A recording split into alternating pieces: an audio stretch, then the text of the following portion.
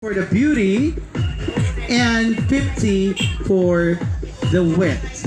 And of course, that concludes 100%.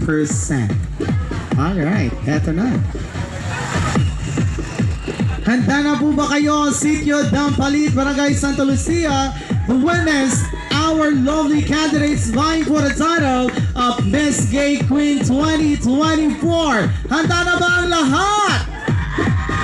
Handang-handa na. Friends, once again, this is Miss Gay Queen 2024 Grand Carnation Night.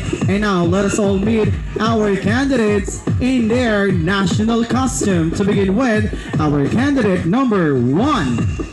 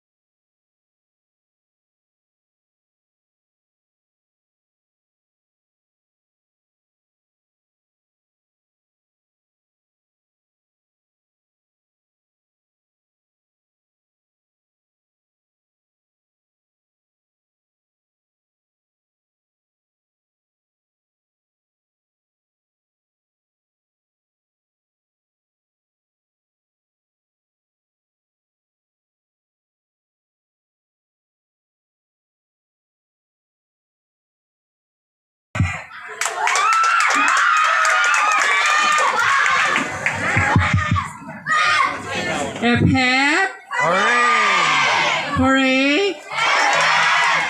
When beauty and brain collide, I am your undeniable result, ladies and gentlemen. My real name is Casey Danen from Santa Lucia, Lubao, Pampanga. Graduated at University of the Assumption. Took up a Bachelor of Science of Business Administration. But for tonight, only for tonight, please do allow me to capture the image. Ang lumunok ng bato, nang naging Darna, bakit hindi po natin sabay-sabay palakpakan at hiyawan, Miss Angel Locsin.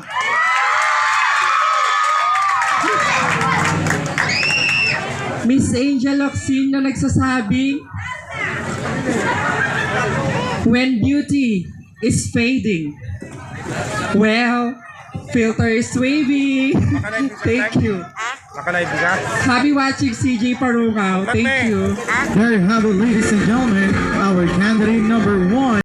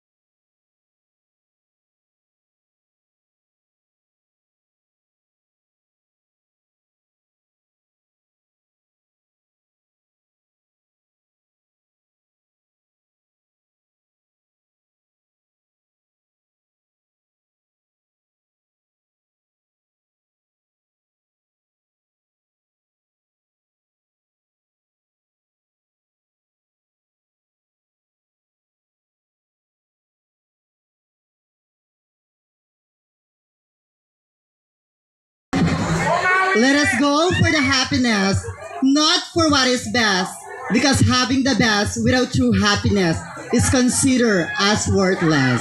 Yes, my name is Maui Avenir Magpantay Guevara in real life, but for tonight, allowed me to stand by the name and carry the image of the one gorgeous and sexiest woman in the Philippine television, ABS-CBN. Opo, ako nga po, ang nagpatibok sa baklang puso ni Donnie Pangilinan. Sabay-sabay po natin ipagsigawan ang pangalang Bel Mariano. Bel Mariano na nagsasabing ang taong nagpapakataas ay siyang ibinababa at ang taong nagpapakababa ay siyang itinataas. Dakil pong salamat. Friends,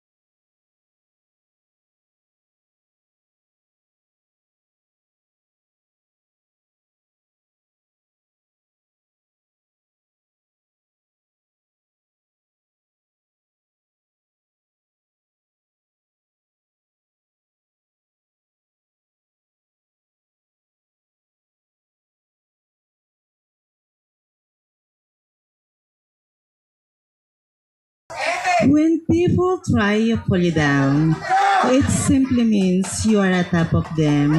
Always remember, the insecurity resided is the heart of the empty mind. Someone will love me, someone will hate me, but I don't care about your feelings. Good evening, people of the land.